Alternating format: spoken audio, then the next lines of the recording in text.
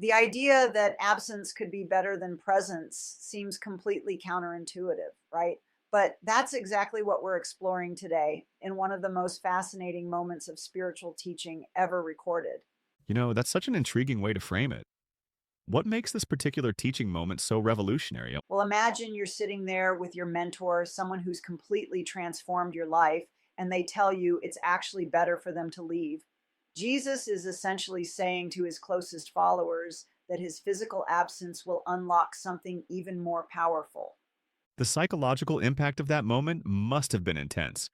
Here are people who've built their entire lives around following this teacher. Hmm. And what's really fascinating is how Jesus introduces this concept of the Holy Spirit as a divine presence that would actually be more beneficial than his physical presence. It's like upgrading from local access to unlimited cloud storage, if you will. That's exactly what makes this so remarkable. He's describing a completely new paradigm of spiritual connection that they couldn't even comprehend yet. And let's talk about how he breaks down the Spirit's role into these three specific functions: convicting about sin, righteousness, and judgment. It's like a divine legal proceeding where truth gets revealed on multiple levels. Well, that's interesting because he's not just talking about moral failings, right? He's pointing to something much deeper. Oh, absolutely. He's identifying unbelief as the fundamental issue. Like, imagine someone refusing to acknowledge gravity. It's not just about breaking a rule, it's about rejecting a fundamental reality that shapes everything else. The timing of this teaching feels so intentional, too. He's preparing them for what's essentially going to be their darkest hour. You know what's particularly powerful? The way Jesus uses this metaphor of childbirth, this idea that the pain they're about to experience isn't meaningless suffering, but rather something that leads to new life and joy. Hmm, that really captures the essence of spiritual transformation, doesn't it? This necessary process of painful transition leading to something beautiful. And here's what's truly mind blowing: this isn't just ancient history we're talking about.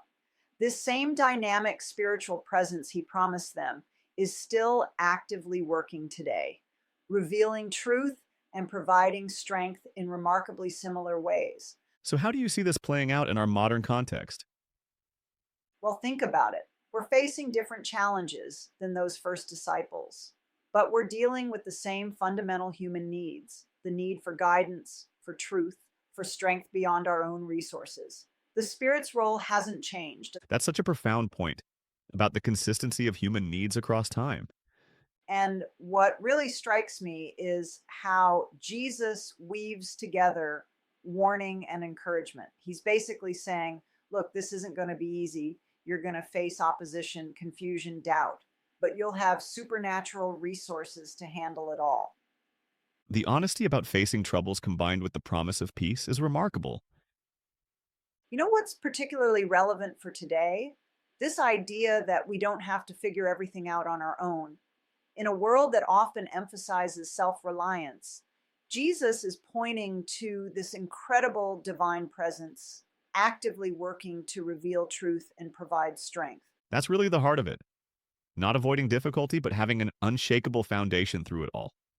And that's why when Jesus says, take heart, I have overcome the world, it's not just empty encouragement.